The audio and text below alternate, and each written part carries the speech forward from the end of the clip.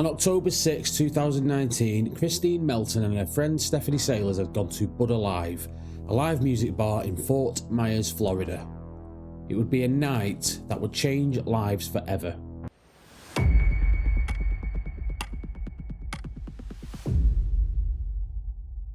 Christine and her friend Stephanie had gone to the bar to listen to some live music and have a fun night out. And as the night drew to a close, they had decided to head to the upstairs bar area, where, according to Stephanie, a young man jumped in their path and introduced himself as JR. They had fun, and the small group eventually met up with another man that evening by the name of Jason Shepard. The young man who had introduced himself as JR was actually 25-year-old Wade Wilson. And as the Marvel fans out there will recognise, this is the same name as the alter ego to the character Deadpool. Christine, she was in her mid-30s, and the other man they met, Jason, was 42. Now, once the live music bar closed for the night, the group headed to Jason Shepard's home, where they stayed for several hours. The following morning, Christine, Stephanie and Wade all left and headed over to Christine's home. And not long after they arrived, Christine was tired and she had decided that she needed to get some sleep, which she did after getting into bed, so Stephanie decided to leave, leaving Wilson in Christine's home with her, alone. Now, whatever happened in Wilson's mind, we can only guess or speculate, but something inside changed. He headed into Christine's bedroom where she was asleep and he proceeded to strangle the poor defenceless woman to death. Wilson had now crossed the line and committed a cardinal sin. He had murdered someone, a young woman he had apparently only known for a few hours, but he wasn't done. So once he had finished, he proceeded to steal Christine's car and he left her home. A short time later, he saw 43-year-old Diane Ruiz on Cape Coral Street. He duly stopped and then asked for directions to a nearby school, and somehow he managed to lure her into the car. Now, only after a few seconds, Diane must have known something was wrong and she tried to get out of the car, but Wilson had decided something else. He then proceeded to beat Diane and began strangling her before he decided to push her from the car, and would then proceed to run her over between 10 and 20 times. Now, bizarrely, after the murders Wilson had just committed, he decided to phone his father, Stephen. He phoned several times and would go on to confess to the murders, but not only would he confess, he would also go into the gruesome details of the murders. According to Stephen's testimony, Wilson had told his father, "I am a killer." Now, at first, Stephen didn't believe Wilson's story. He actually believed his son was a good storyteller, and as he was at work, he told his son to call him back later in the evening. Now, there were at least another couple of calls backwards and forwards, but at around 10 PM, Stephen began to maybe believe what his son had told him could be true. Stephen told his father everything. He admitted to strangling Christine after she had gone to sleep. He then confessed to stopping and using a ruse of asking for directions from Diane Ruiz before he beat and strangled her and then pushed her from the moving car, and he went on to run her over repeatedly. According to Stephen's testimony, Wilson had told him that Diane Ruiz was actually still breathing before he began to run her over. His father said his son was excited and that he wanted to turn her into spaghetti. He just told me, he did something. There was 2 people gone that would not be back. He said, "I'm a killer." I just told him to call me back. I just thought it was another story. He's a good storyteller. So did he then call you back a third time? Yes, ma'am. What time did he call you back? It was around 10 o'clock. I want to go back to that dinner time call. When he talked about these 2 people who were no longer with us and that he was a killer, did he show any type of remorse? No, ma'am. So let's go now to the 10 o'clock call. Again, your wife knew about kind of what was going on during that day? Yes, ma'am. And when he called back at 10, did he go into more details about what he had told you earlier? Yes, ma'am. So let's start with the first girl. If you could tell the jurors, what did he tell you? He just said he met a girl at a bar. They went back to her house, hung out for a little bit, and then she fell asleep. What did he say happened after she fell asleep? He said he got on top of her and choked her. What name did he call her? Did he refer to her in a derogatory term? He said, I choked that bitch. Okay. And what did he say he did after he choked her? He said he stayed in the house for a little while, and then he rolled her up and was going to try to put her in her trunk, but he couldn't lift her. Did he say why he was unable to put her in her trunk? He said that he felt like rigor mortis had started to set in. And does rigor mortis make your body stiff? You didn't know? I think so. Yeah. So he just told you that that was the reason that he couldn't lift her and get her into her trunk? Yes, ma'am. And when he said her trunk, it was the trunk of her car he was going to put her in? Yes, ma'am. So what did he tell you he did when he couldn't get her body into her own trunk? He left her there and took her car.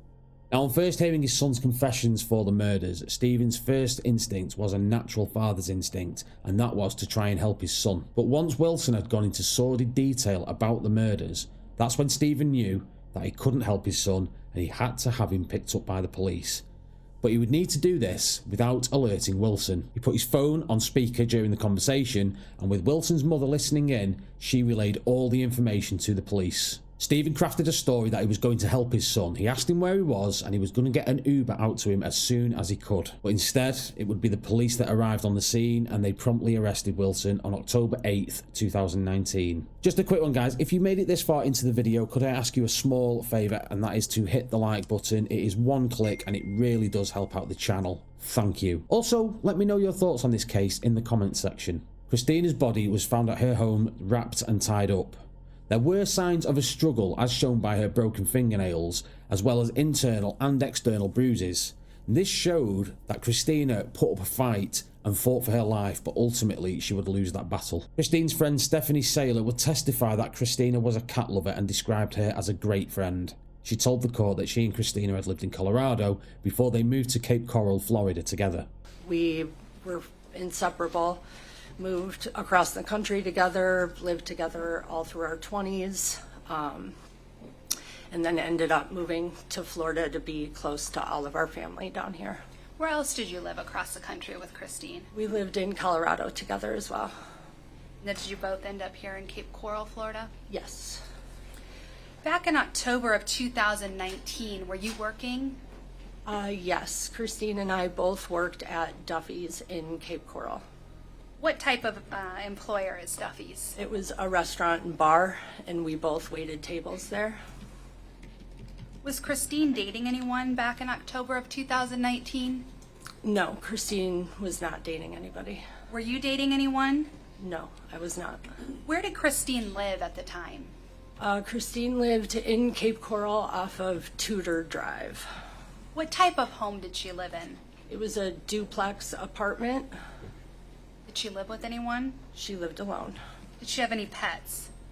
She did have one cat. Diane Ruiz's body was found in a field behind a Sam's Club 3 days after she had vanished as she was walking to work. She was a mother of two sons, Brandon and Zane. Zane would testify that his mother died just days before he made his debut in his high school marching band. My name is Zane Romero. I'm a 19-year-old college student going for my bachelor degree in graphic design. I'm Diane Ruiz's youngest child. I was only 14 years old when she passed. Just starting my freshman year of high school, she was so excited to see me grow up. And so proud of what I was growing into. She supported me in all my dreams and only tried to help and uplift me when taking on new risks and challenges. My father unfortunately passed away when I was only 11 years old. My mother was all I had left. I was barely 2 months into my first year of high school when she passed away. I was in marching band, and the week prior, she was telling me how excited she was to go and watch me perform at that weekend's football game. She would have been her first time seeing me perform because that was my first year in that marching band.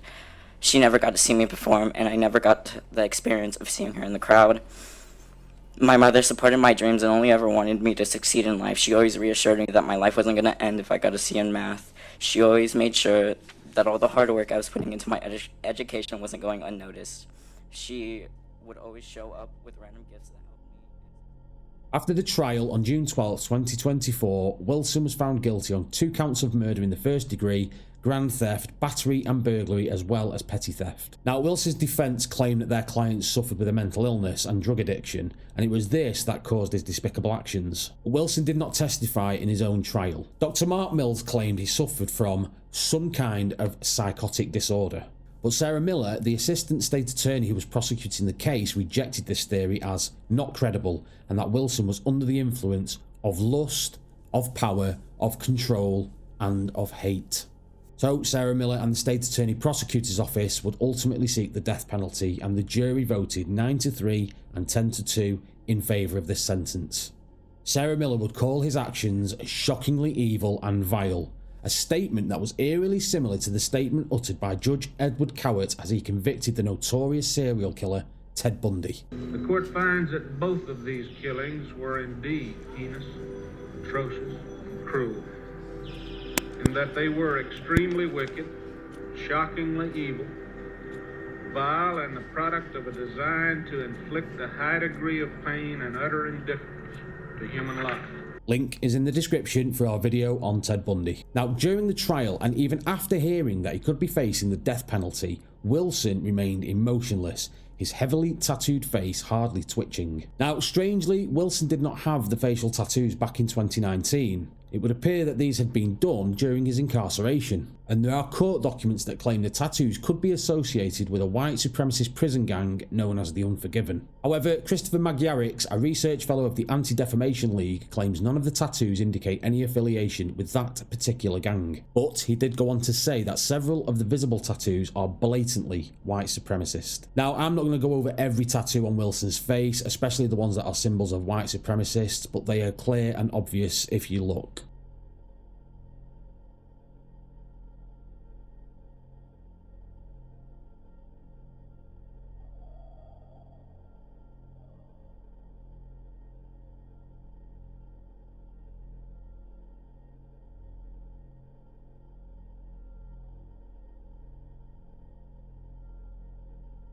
Also, it was captured on camera that when Wilson was told his convictions and after being found guilty, not only did he show no emotion, but he made a curious hand signal that was picked up on but not immediately recognised. We, the jury, unanimously found the state proved one or more aggravating factors. Each of us has considered whether one or more mitigating circumstances exist.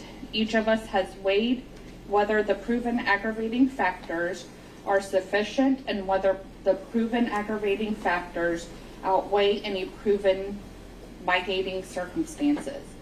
We have further considered whether Wade Wilson should be sentenced to life in prison without the possibility of parole or death. We, the jury, find by a vote of 9-3 that Wade Wilson should be sentenced to death. Thank you. Then we'll be adjourned. Now, was this a gang sign to someone in the court, or was it a sign for someone on the outside and done because Wilson knew that it would be made public for the relevant people to see? What do you think the sign meant? Let me know in the comments. We also know that whilst in jail, Wilson and a fellow inmate were found to have been tampering with the window in their jail cell as part of an escape plan, with Wilson the instigator as well as trying to set up a getaway car. Also, this wasn't Wilson's first foray into violence. Back in 2018, he met a young woman online named Kelly Matthews. She said that from the off the relationship was toxic, but it had never veered into violence.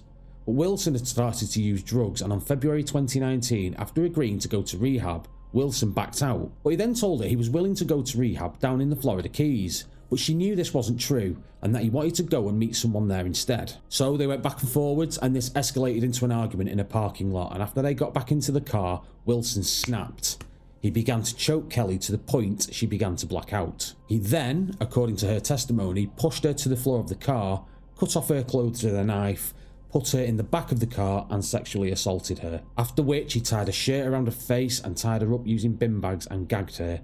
She would also recount he at some point bit her face and chin. So after this brutal attack, he drove to the Florida Keys and he met with a mystery woman. He handed Kelly the keys and he left. Now, Kelly would go on to report this with her mother and to the police. The Palm Beach County Sheriff's Office would go on to interview Wilson but not make an arrest, as even though there were clear injuries to Kelly and she was distraught, the detective put in the report that there are no witnesses to the alleged crime and no evidence to establish any probable cause. And this seemed to be one of those missed opportunities to get Wilson off the streets, but Kelly would go on to state that the system had failed her and the subsequent murders could have been avoided. Now, at the time of making of this video, the Palm Beach Sheriff's Office are still working on requests by Scripps News, who reached out to find out why no arrest was made despite clear and visible injuries, a sexual assault kit evidence, and photographs of the injuries. The entire case will return to court on July 23rd to pass sentence on Wilson. In a dark and twisted turn of events, on July 3rd, Wilson's defense team filed a motion to request a retrial or acquittal for the murder and grand theft charges. They claim the court made a mistake and it was a violation of Wilson's constitutional rights as the prosecution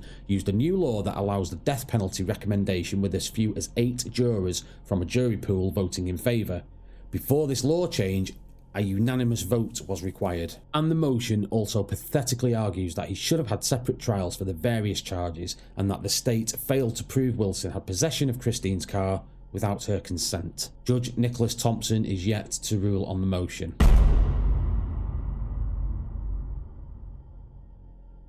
Well, thank you for being here with me today. My name is Dave and this is Question Everything. If you got anything out of today's video and you enjoy the content, please consider hitting the subscribe button. Also, if you have an idea for a story you would like me to look at, please let me know in the comments below. If you enjoy true crime stories, then you can find all our related videos in this playlist here. And finally, remember to be happy, be healthy and be kind, and I will see you in the next video.